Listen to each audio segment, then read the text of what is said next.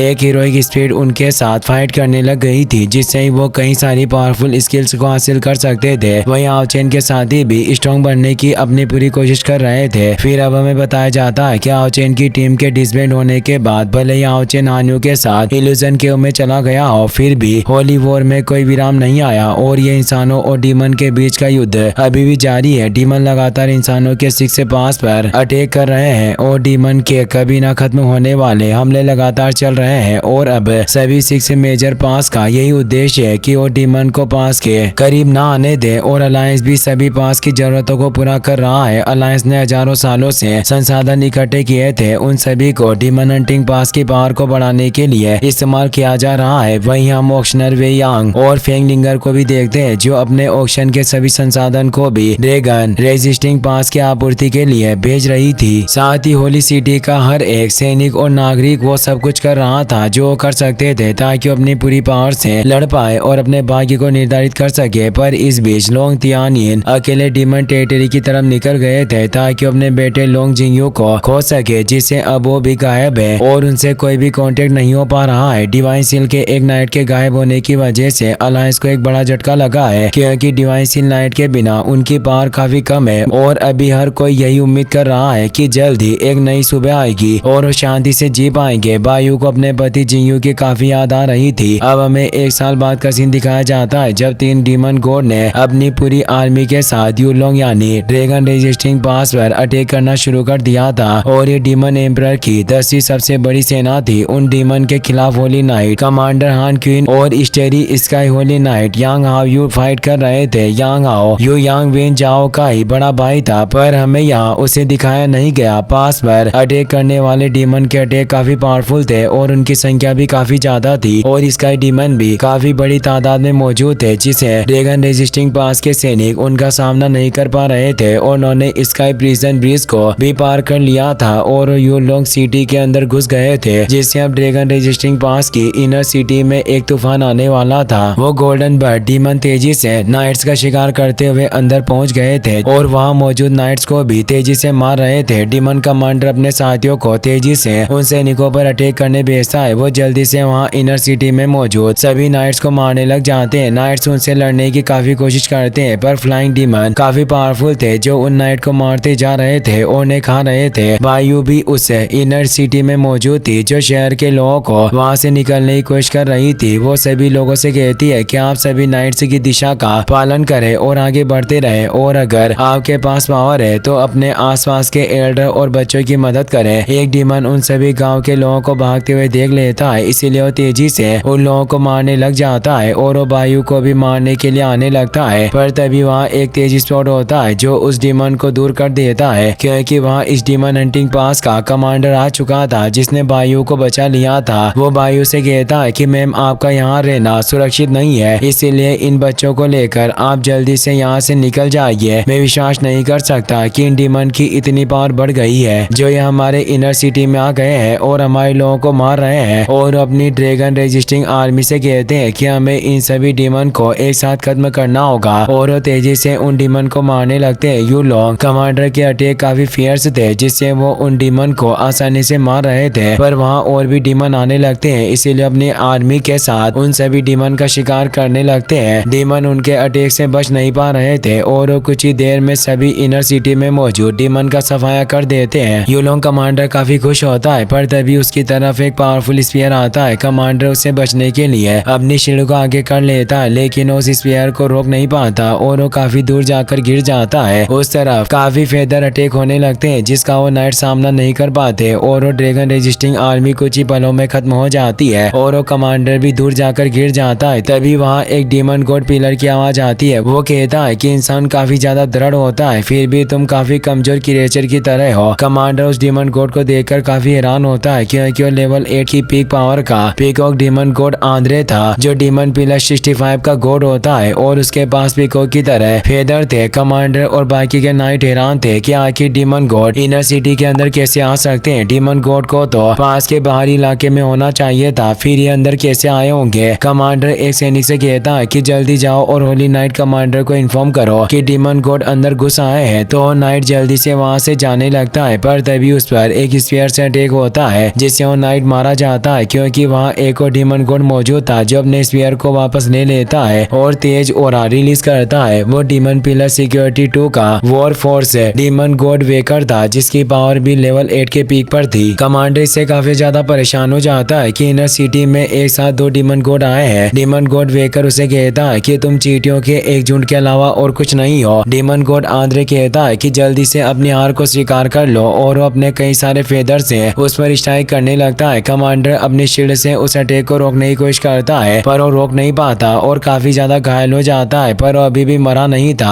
Andre कहता है कि तुम इंसान हम डीमन को कमजोर समझोते हो, आज मैं तुम्हें अपनी पूरी पावर का एहसास करवाऊंगा जिससे तुम्हें पता चलेगा कि सच्ची निराशा आखिर क्या होती है। और वो काफी पावरफुल पीकॉक फेदर से उस कमांडर पर अटैक करने लगता है। कमांडर समझ गया था कि अब जिंदा नहीं बच पाएगा। वो सोचता है कि क्या अब डीमन रेस्टिटिंग पास का पतन हो जाएगा पर तभी उसके आगे एक शील्ड बन जाती है और उन डीमन के अटैक ब्लॉक हो जाते हैं क्योंकि हाओ चेन वहां आ चुका था जिसने अपनी लाइट शॉट की मदद से उन अटैक को रोक लिया था। हाओ चेन ने व्हाइट रोब को पहना हुआ था ताकि उसे डीमन पहचान ना पाए। वो अपनी शॉट को लड़ने के लिए उठा लेता है। कमांडर उसे देखकर खुश होता है लेकिन उसे भी पता नहीं था कि वो कौन है। आंद्रे उस पर कई सारे फेदर से अटैक करने लगता है पर अब वहाँ उसके पीछे यांग वेन जाओ भी आ जाता है जो उसे कहता है कि आज जो इंसान तुम्हारे जीवन को नष्ट कर देगा वो मैं। और वो इल्यूजन केव में सीखी गई सीक्रेट स्किल को एक्टिवेट करने लगता है जो मीटियोर शावर स्ट्राइक थी। कमांडर सीक्रेट स्किल को पहचान जाता है और कहता है कि इस स्ट्राइक में अनगिनत सितारों की पावर एक साथ इकट्ठा होती है और एक पावरफुल बीम पावर से अटैक होता है जो एक बार में किसी को भी 100 गुना ज्यादा नुकसान पहुंचा सकता है। यांग वेन जाओ लेवल 7 पर था जिससे डीमन गॉड वेकर को लग रहा था कि वो उस अटैक को आसानी से रोक लेगा जिसके लिए वो एक बैरियर को क्रिएट कर लेता है पर ये मीटियोर शावर को रिट्रीब्यूशन नाइट की सबसे स्ट्रॉन्गेस्ट एबिलिटी माना जाता है जिससे वेकर भी अटैक को रोक नहीं पाता और काफी दूर जाकर गिरता है। उसे विश्वास नहीं होता कि एक लेवल 7 का झिंगा उसे चोट पहुंचा रहा है। अब हान्यू भी वहां आ जाता है। आंद्रे को काफी गुस्सा आता है। वो कहता है कि तुमने मेरे दोस्त को जो चोट पहुंचाई आज तुम्हें उसका भुगतान जरूर करना होगा और वो अपने कई सारे फेदर से यांग वेन जाओ पर अटैक करता है पर हान्यू अपनी शील्ड को उसके आगे कर लेता है जिससे वो उसे बचा लेता है। यांग वेन जाओ उसे थैंक्स कहता है। हान्यू भी अपनी अल्टीमेट स्किल को एक्टिवेट करता है जिससे आंद्रे के चारों ओर एक प्रिजन बनने लगता है। ये साइलेंस एंडलेस बाइंड स्किल थी जिससे अब वो एक प्रिजन में कैद हो गया था पर आंद्रे मुस्कुरा रहा था। वो कहता है कि तुम्हें क्या लगता है कि तुम मुझे इस जगह में बंद कर सकते हो और वो अपने फेस से उस पिंजरे को तोड़ने की कोशिश करता है पर तोड़ नहीं पाता इसीलिए अपनी पूरी पावर को स्प्रेड करता है पर फिर भी वो पिंजरा नहीं टूटता जिससे वो काफी हैरान होता है और सोचता है कि आखिर किस तरह की स्किल है जो मेरे पास इसे तोड़ने का कोई तरीका नहीं है। कमांडर इस केस को देखकर समझ गया था कि यह सेकंड नाइट टेम्पल लॉर्ड की ओरिजिनल क्रिएशन है जो सभी दुश्मनों को पूरी तरीके से कैद करने में सक्षम है और उनके सभी अटैक को यह बेअसर कर सकता है इसीलिए इसे